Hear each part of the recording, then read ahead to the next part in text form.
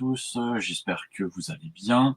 Aujourd'hui, on continue notre série sur les decks du format Peasant dans Magic the Gathering.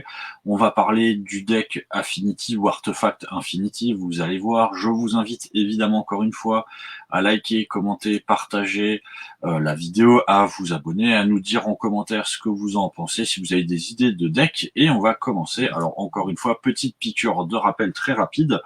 On va parler des règles du format Peasant. Voilà. Vous retrouverez toujours dans la description le lien qui vous permet de voir les règles plus en détail, mais les règles sont simples, 55 communes, 5 Unco, et vous avez une banlist qui lui est propre que vous pourrez voir en regardant le lien. On va tout de suite commencer avec la présentation du deck. Donc voilà, petite image qui s'affiche un peu lentement.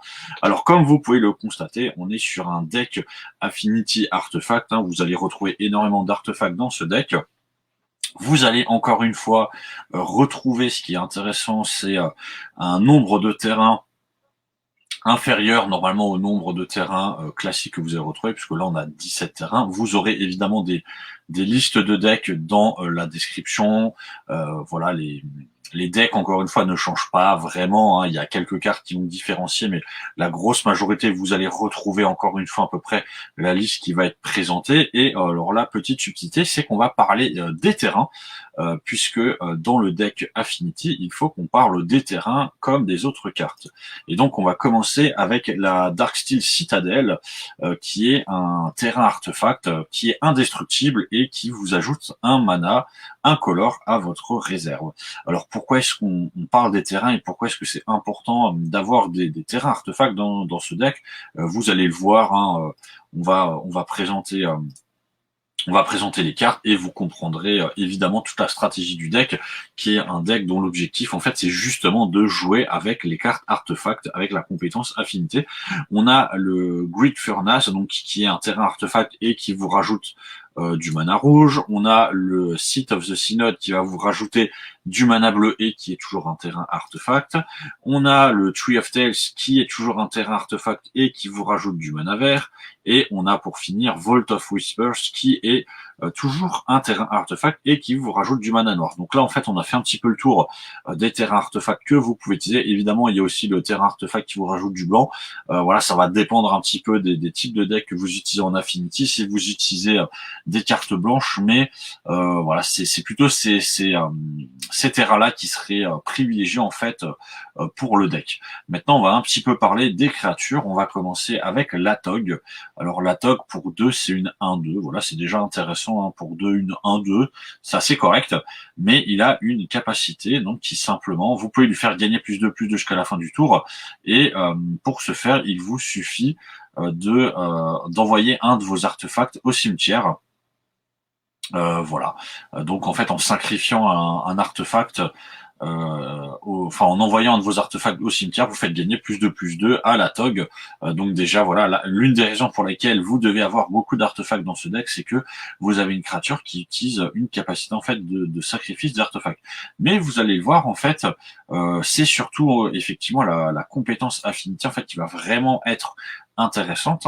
Alors Affinity ou Metalcraft, donc vous avez la créature Carapace Forger pour 2, vous avez une 2-2, voilà, c'est plus que correct. Et il a la compétence Metalcraft, c'est-à-dire qu'à chaque fois que, tant que vous avez 3 artefacts ou plus en jeu, en fait, il y a une plus de. Donc avec vos terrains artefacts et avec tous les artefacts qu'il y a dans le jeu, vous le verrez, en fait, au moment où vous posez cette créature, en fait, pour 2, vous avez l'équivalent d'une 4-4. Donc là, ça commence déjà à devenir vraiment intéressant. Mais on a la capacité Affinity, donc Affinity pour les artefacts, vous avez le Frogmeat qui sort pour 4, qui est une 2-2.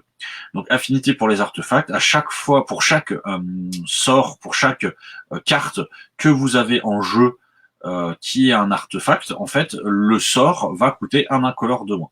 Donc si maintenant j'ai 4 artefacts qui sont déjà posés, le Frogmeat sort pour 0. Je vous le rappelle, vos terrains sont des cartes artefacts, donc ça veut dire que tour 1, je vais poser un terrain artefact, tour 2, je vais peut-être poser encore un terrain artefact, j'aurai peut-être l'occasion de poser d'autres cartes artefacts entre-temps, et donc par conséquent, mon Frogmeat, dans la plupart des cas, va sortir pour 1 ou pour 0. Donc ça me fait une 2-2 pour 1 ou 0, là ça devient vraiment très intéressant. On a le Gearseeker Serpent, euh, voilà, qui coûte 1 de moins à jouer aussi pour chaque artefact que vous avez en jeu. Donc là, encore une fois, il y a de fortes chances pour que vous le jouiez pour, on va dire, 3, 4, peut-être si vous n'avez pas de chance, mais la plupart du temps, vous le jouerez sans doute pour 2 bleus. Donc ça vous fait une 5-6 pour 2 bleus, qui a une compétence intéressante, hein, qui pour 6 ne peut pas être bloqué quand il attaque.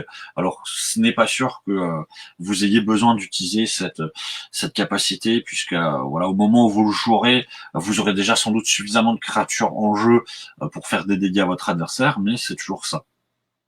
Vous avez le Mir Enforceur qui sort pour 7 et qui lui aussi a l'affinité pour les artefacts, donc qui va coûter 1 de moins à jouer pour chaque artefact que vous contrôlez.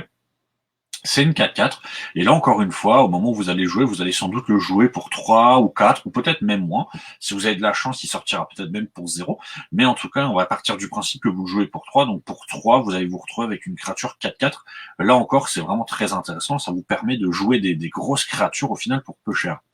Ensuite, on a le Fire Husk qui sort pour 1, qui est une créature vivante, donc quand il est joué, vous créez un jeton 0-0 noir et vous équipez votre artefact sur cette créature. Donc ça c'est intéressant, c'est-à-dire que pour 1, de base, vous allez avoir au final une créature 1-1, voilà, qui est utilisable avec votre artefact, et vous pouvez équiper pour 2, donc vous pouvez changer votre cible d'équipement et aller équiper une autre créature, booster une de vos créatures, ou sinon bah, ça vous fait tout simplement une créature 1-1 que vous pouvez utiliser. Donc ça, c'est très intéressant. Si maintenant on part du principe qu'au tour 1, je joue n'importe quel terrain et que je joue le Flyer Husk, ça me fait déjà 2 artefacts en jeu. Si au tour 2, je rejoue encore un artefact avec un terrain artefact avec encore un des autres artefacts que je peux avoir, au final, on se retrouve déjà avec 4, peut-être 5 artefacts en jeu. Et donc, comme je vous l'ai dit, les cartes comme le Frogmeat ou le Mir Enforceur, vous allez quasiment les jouer pour rien. Alors, on continue à notre tour des cartes. On a le Springleaf Drum qui sort pour 1, qui vous permet simplement, en engageant une créature dégagée que vous contrôlez, vous allez ajouter un mana de la couleur de votre choix à votre réserve. Donc ça, c'est intéressant. Ça vous fait déjà un artefact en jeu, et après, ça vous permet de créer du mana, si besoin, de la couleur de votre choix. Donc ça vous permettra sans doute de pouvoir jouer le Gearseeker Serpent si vous en avez besoin, ou de jouer une des cartes précédemment montrées si vous n'avez pas la couleur qui va avec. Alors, on a le Prophétique Prisme qui est une carte très utile, hein, puisque quand il arrive en jeu, vous piochez une carte. Ça vous la pioche est vraiment quelque chose d'utile, hein, dans Magic, puisqu'il vous permet d'accélérer un petit peu votre jeu. Et encore une fois, pour un incolore, vous allez ajouter un mana de la couleur de votre choix à votre réserve. Donc ça vous permet là aussi de pouvoir produire du mana. Vous avez là en dessous l'artefact, voilà, qui est très intéressant, qui va vous permettre d'enchanter un artefact et de transformer cet artefact en une créature 5-5.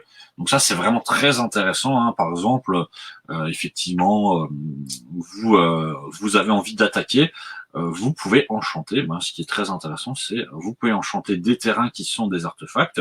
Vous pouvez enchanter peut-être votre prophétique prisme, qui ne vous sert plus à rien puisque vous n'avez plus besoin de l'utiliser pour créer du mana d'une certaine couleur. Donc ça vous permet de transformer un artefact, voilà, un artefact non vivant, voilà, en créature 5-5, et ça vous permet d'attaquer avec vos autres créatures.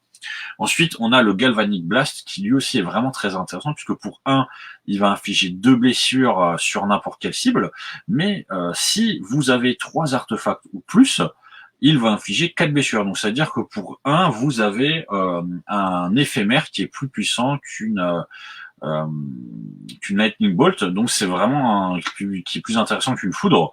Donc, c'est vraiment très intéressant, sachant qu'encore une fois, avec vos terrains artefacts et avec tous les artefacts qui sortent pour 1 ou ceux qui vont sortir pour 0, il y a vraiment de très fortes chances pour que vous ayez rapidement au moins 3, 4 ou 5 artefacts en jeu. Donc ça va vous permettre vraiment de peut-être de finir votre adversaire, peut-être de détruire des grosses créatures. Alors on continue, on a la carte Fling qui va vous demander pour un incolore et un rouge, c'est un éphémère qui va vous demander de sacrifier une créature pour pouvoir la jouer, mais elle va vous permettre d'infliger la force de la créature à une cible.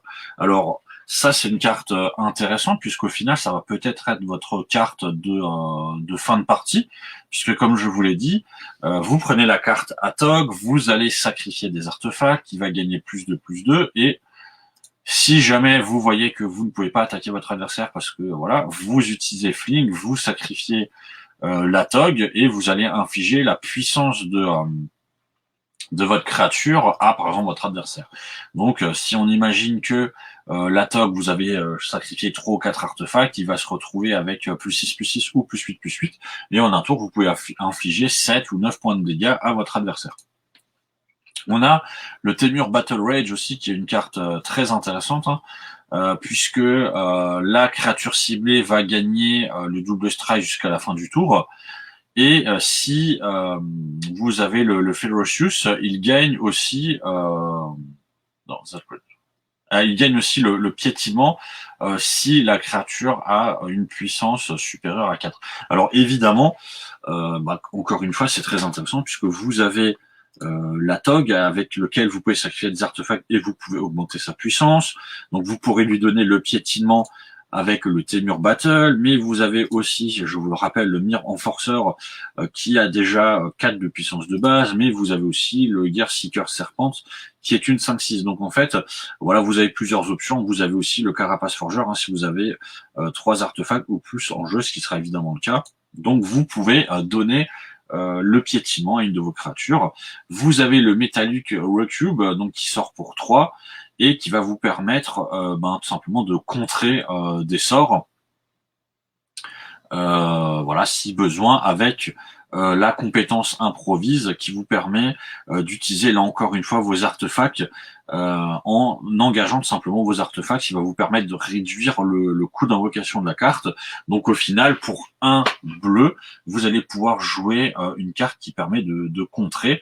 Donc contrer le sort ciblé, sauf si son contrôleur paye 3. Donc pour un, vous forcez votre adversaire à payer 3, ce qui va aussi être intéressant pour vous, tout simplement pour un petit peu contrôler la game. Et pour finir, vous avez le Soft qui vous permet, là encore une fois, grâce à Affinité pour Artefact, de piocher 2 cartes. Donc il sort pour 5, mais virtuellement vous le jouerez le plus souvent pour un bleu, voire un incolore et un bleu. C'est à peu près votre objectif, de le jouer pour très peu. Alors là, on a vu un petit peu en détail les cartes. Maintenant, on va voir un petit peu la stratégie justement du deck. Donc vous l'avez vu, c'est un deck qui est basé sur l'affinité et sur le Metalcraft. Votre objectif, voilà, c'est d'avoir un maximum de cartes artefacts dans le deck. C'est un deck qui doit se jouer, je considère, avec les terrains. Vous devez avoir vraiment les terrains qui ont été présentés pour que le deck soit maximisé. Ça, c'est vraiment la base. Ce sont les terrains en les posant qui vont vous permettre vraiment d'accélérer le jeu, puisque tous les terrains sont des terrains artefacts. Et ensuite, grâce tout simplement à la compétence affinité pour les artefacts ou Metalcraft, soit vous allez pouvoir jouer des créatures très rapidement, voilà, encore une fois, comme le Frogknight ou le Mir Enforcer, vous allez les jouer quasiment pour 0 ou pour 1. Vous allez pouvoir invoquer des créatures qui vont être boostées, vous allez pouvoir utiliser des blasts qui vont être boostés. Vous allez pouvoir jouer des cartes pour pareil quasiment rien du tout, et ça va vous permettre de piocher des cartes ou de pouvoir contrer. Et votre objectif simplement, c'est encore une fois de poser très vite vos cartes, de dépasser votre adversaire, de l'attaquer très vite, et si besoin de le finir en utilisant les blasts, voilà, pour lui enlever les quelques points de vie qui pourraient lui rester. Donc vous voyez un petit peu la composition, on est sur 18-19 terrains, on va être sur 17-18 créatures, sur 25-26 sorts, et vous avez un petit peu la composition du deck. Vous aurez évidemment des listes de decks qui vous seront mis dans la description. On arrive un petit peu à la fin de la vidéo. Moi je vous remercie de nous avoir suivis.